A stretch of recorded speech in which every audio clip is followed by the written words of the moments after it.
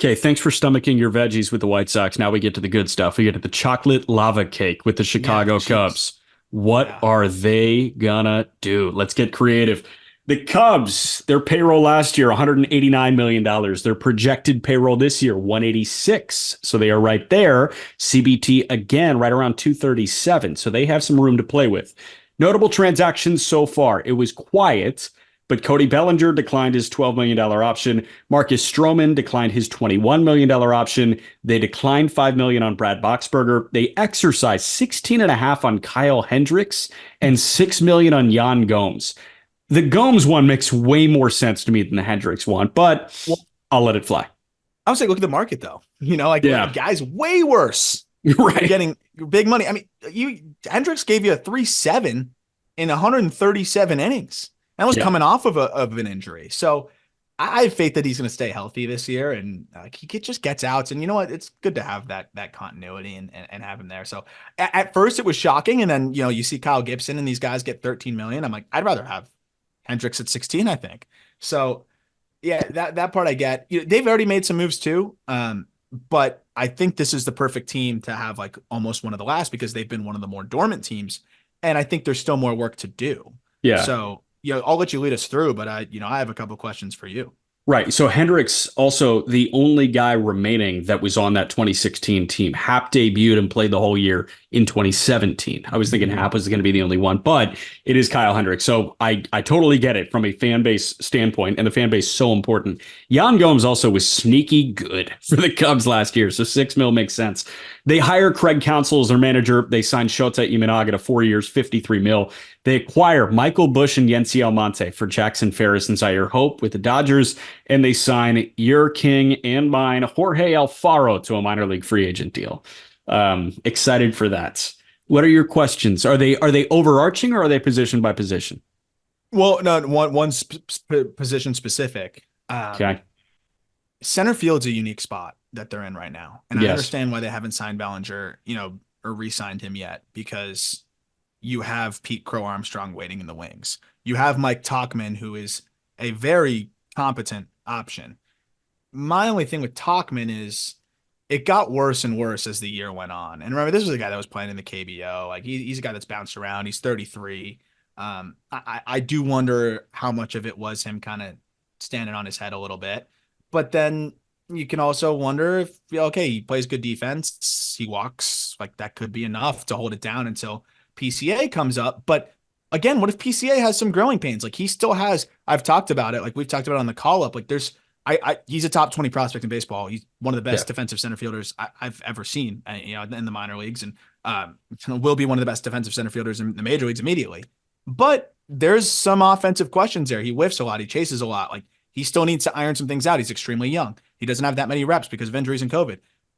I still feel like you got to go get somebody that you can trust a little bit more in center. I mean, over the last 40 games, Mike Tauchman had a 613 OPS. But maybe I'm cherry picking. Maybe he's more of what he was in the first 60 games.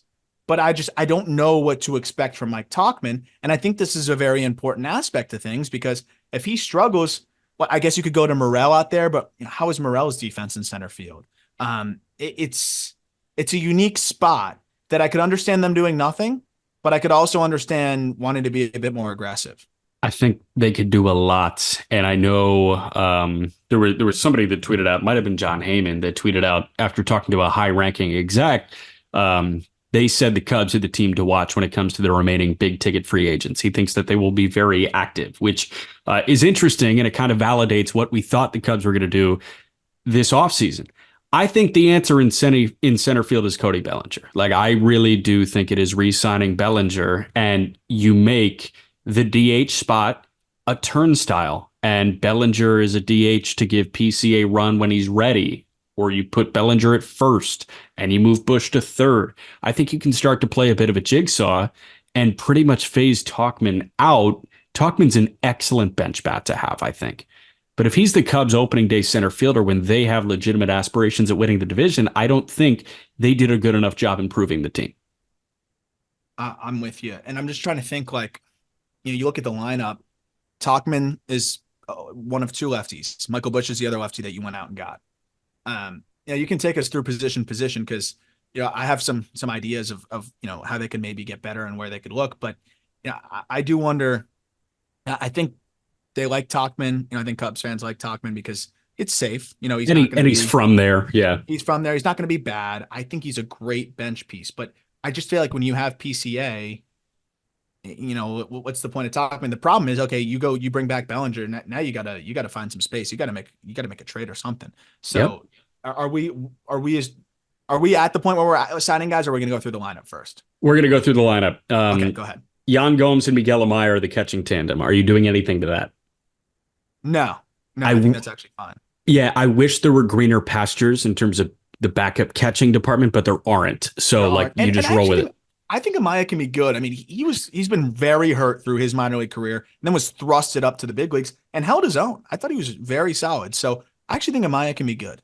Yeah, and Gomes again, beloved in Chicago. Yeah, and they love him. He's fine. He's not even that backup catcher that you have to like stomach misery with, like Maldonado. Like he put up fine numbers. Yeah.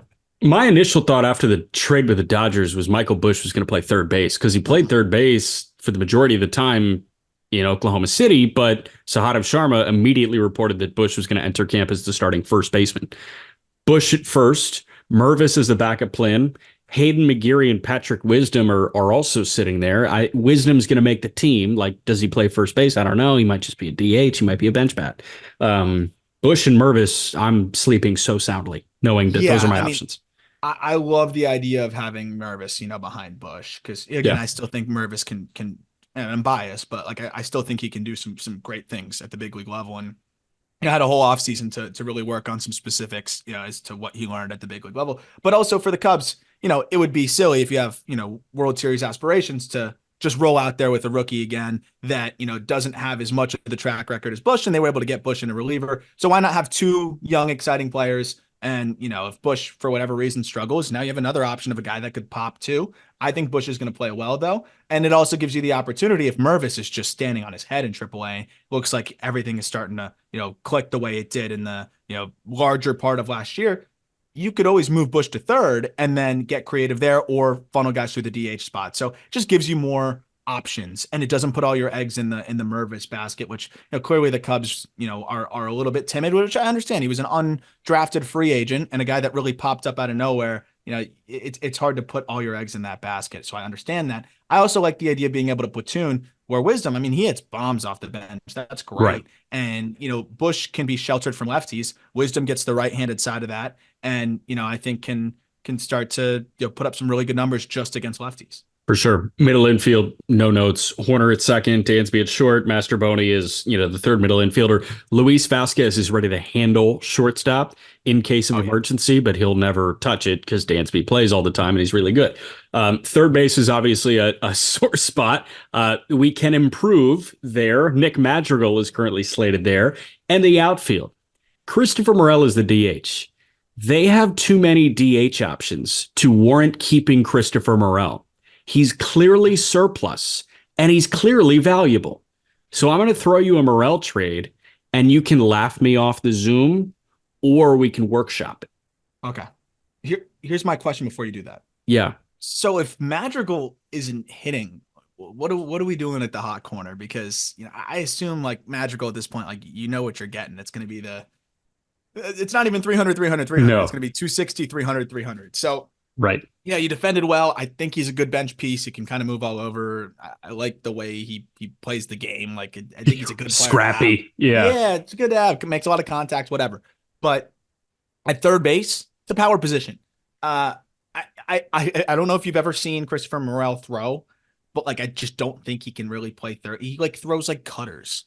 So that's part of the problem. So they're in this unique spot where if Madrigal struggles, they could put Morel there, but might be hard. And Busch is, he's barely played first base. He's learning first base, right? You can get 99-mile-an-hour cutters from, Christopher Morel. So it's a unique spot that I also think is, you could make the case is as important as center field for them, because I think you look at center and you can say Tauchman. I like Tauchman in center more than I like Madrigal at third. Then you look at the prospects. Triantos defensively is stretched thin and won't be ready this year. Matt Yeah. Shaw, you're hoping will be ready, but hasn't played enough third. And still is probably a year. I wouldn't be there till the end of the year. And then on the other side of it, it's like, yeah, PCA at least could plug in and play a great defensive center field, and you have a contingency plan there. Third base, you don't really have any contingency plan outside of Pat Wisdom. So the way that I view it is the contingency plan outside of Wisdom is Bush. And then it would be Mervis at first base, and Bush in turn moves to third base. I think you can jigsaw the third base issue a little bit more than you can jigsaw the center field issue. And if you sign Bellinger, that in turn creates that hole plugged, right? Because Bellinger can then hop over to first base, PCA plays center, and Bush slides over to third. Yeah. And I think that's what it would ultimately be. So, are you going to pay Bellinger to be a great defensive center fielder to play first base? No, that's the tough one. So, like, I'm going to ask you straight up right now, Bellinger or Matt Chapman, because they're going to sign one of them. I'd rather have Bellinger by a lot, but Chapman's going to be probably cheaper. $100 million cheaper. So honestly, with where they're at, dude, I'd probably lean Chapman. Go with the best defensive infield. I mean, assuming Bush holds up his end of the bargain, but you'd have to be impressively bad to tank this infield.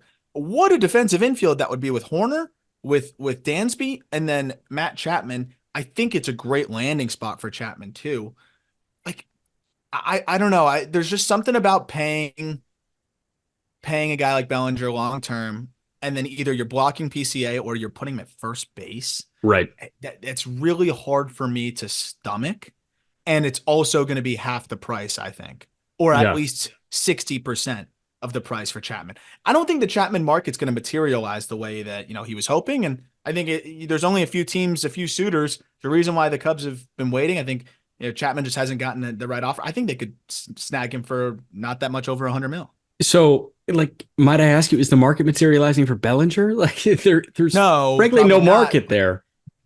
Like, okay, off the top of your head, how many suitors, like how many teams would be better tomorrow with Cody Bellinger that reasonably would sign him? Like I look at San Francisco, Toronto. You're fucking kidding me. Okay, it was just a one-off. San Francisco, Toronto, the Cubs. Like, I'll throw them in for the sake of the exercise. Who else is like? The Phillies, but I doubt they go there. They have made some big offers though, so you never know.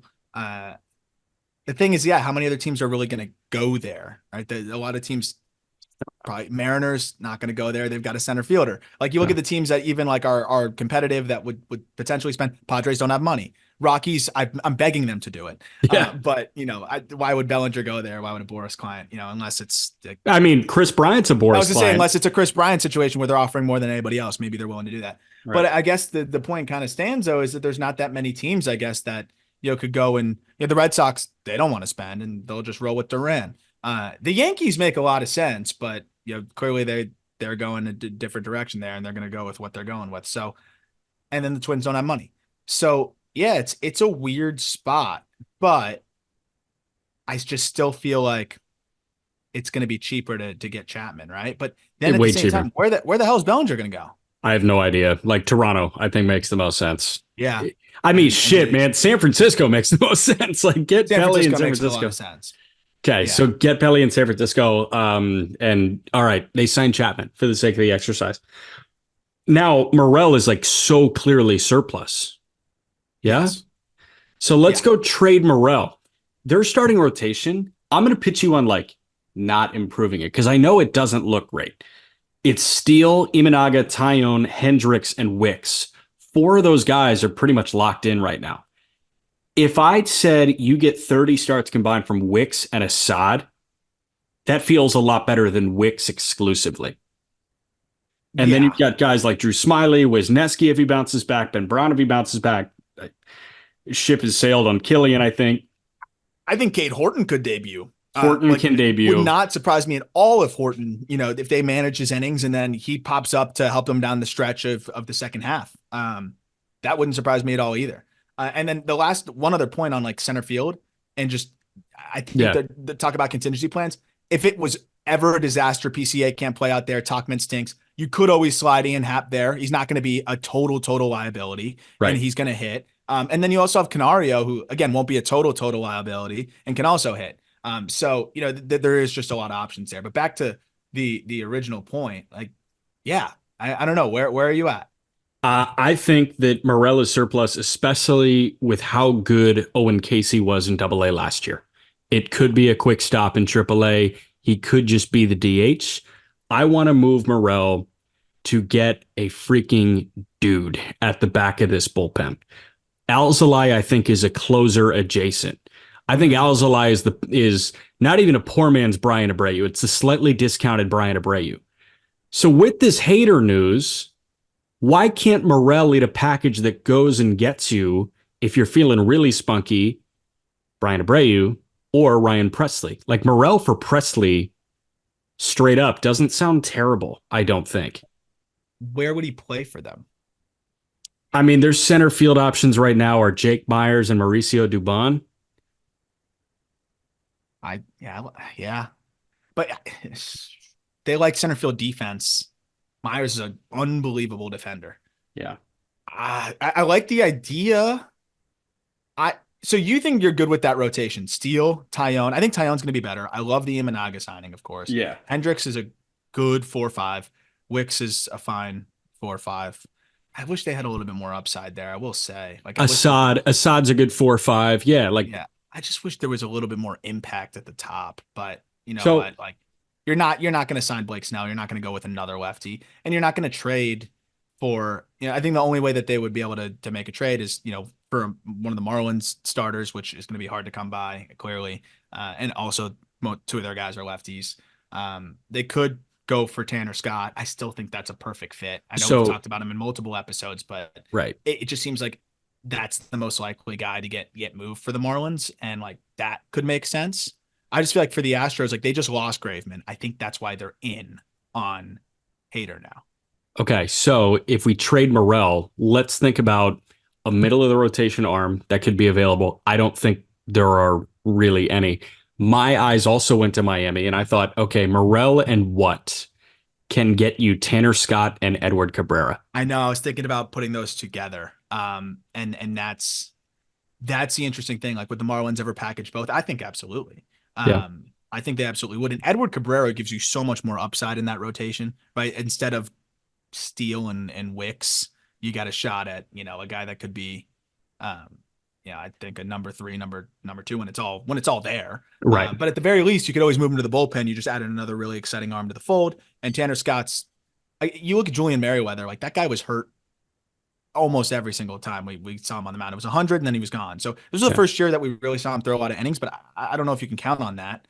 They do also have Drew Smiley, who started a bit too as an alternate as well. Right. He threw 142 innings. So it's interesting, but yeah, I think Morel, and it wouldn't take that much more. I'm wondering, like, is that the route that they'd want to go? Get 2 big league pieces there? Because then it could be like Morel, Canario.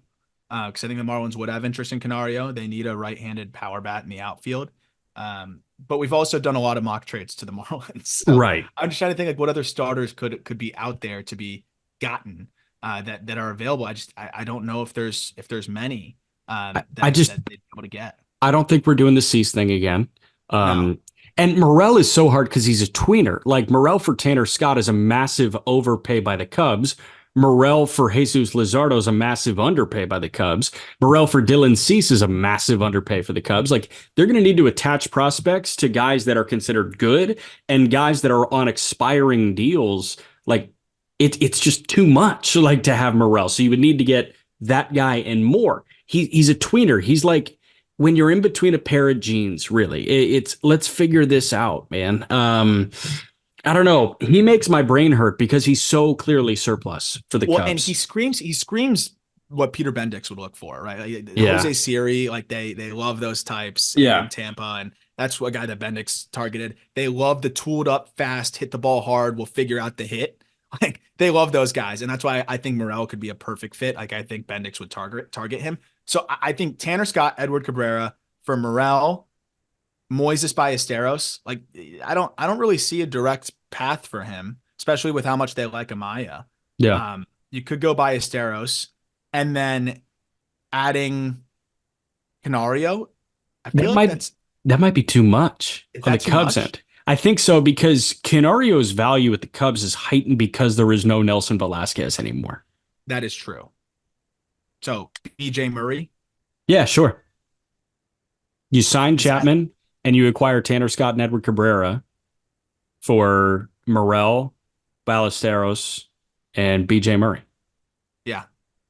I mean, Cool with the it. Marlins should do that because they don't have a single catching prospect. That absolutely helps them. Yeah. You cash in on a reliever. I think for the Cubs, like you get a guy that can close games for you, and you're guaranteed your setup guy. Edward Cabrera could end up being A your setup best guy. right-hander. Yeah, or he could be your best right-hander though in the rotation. Yeah. Like that's the other side of it too. So he could either be your best right-hander or he could be, a swingman setup guy. And look, I think it's become abundantly clear at this point that Ben Brown is just probably not going to start. Yeah. And, Horton's going to be on some sort of, innings management still this year. Hendricks is getting older. So having some rotation depth, that extends beyond next year, I think is important. So, yeah, I kind of like it. All right. That's what we just did. We just traded Morel, Ballesteros, and BJ Murray for Edward Cabrera and Tanner Scott. And we just signed Matt Chapman. Other names that I wouldn't be surprised if they don't do the trade for a reliever and they hold on to Morel. If they sign Chapman instead of Bellinger, they're saving $100 million, we think. I just got an email from my apartment complex, by the way, false alarm. If you heard that in the back, it was a 20-minute false alarm. Yeah. Damn it. But if you save $100 million on Bellinger by opting for Chapman instead, Hector Neris is asking for $50 million. They can go get Hector Neris too. That's exactly what I was looking at too. I was like, that makes all the sense in the world. If they want to pony up, but at the same time, I understand not wanting to spend that on a reliever. And historically, they just haven't really done that over the last couple of years with Hoyer at the helm. If I'm not mistaken, I can't think of something really off the top of my head, but I think the trade route makes a lot of sense because you don't have an opportunity to pick up two big league arms like that. And I think for the Marlins, they've said they don't want to rebuild totally. So it bolsters the farm system, gives them a guy that might be one of the most needed things that they have, a right-handed power bat, and can sell jerseys. They just need somebody that can sell jerseys. They need that bad. And him and Jazz together would be a lot of fun. And he can play all over. Like the Marlins need someone that can play third. Berger's probably not going to stick there. But he could also play left. He could also play center. They can move Jazz off. The versatility here and the lack of true home actually helps because the Marlins can see it through and figure out where it works best for them and